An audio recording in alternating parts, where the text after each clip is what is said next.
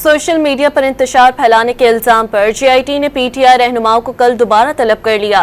मजीद जानते हैं don news के नुमाइंदे शकील करार से। जी शकील, बताएगा पीटीआई रहनुमाओं को कल दोबारा तलब कर लिया गया है? जी बिल्कुल, इस हवाले से जो नोटिस जारी हुआ है उसमें जीआईटी ने पीटीआई के जो रहनुमा है रऊफ हसन, अमाद अजहर, सिल्ली फराज, आलिया, हमजा और अहसान खालिद को कल सुबह जो है दोबारा 11 बजे तलब किया है पुलिस हेडक्वार्टर में, जहां पर आईजी इस्लामाबाद की सदर में जीआईटी जो है उनसे मुख्तलिफ सवाल करेगी, पूछताछ करेगी। 11 से लेकर 3 बजे तक इनका टाइम है और इससे पहले भी इनको तलब किया गया था कि बयानात रिकॉर्ड हुए थे। कुछ रहनुमा आए थे लेकिन कुछ नहीं आए थे। अब दोबारा इनको कल 11 बजे जीआईटी ने तलब किया है।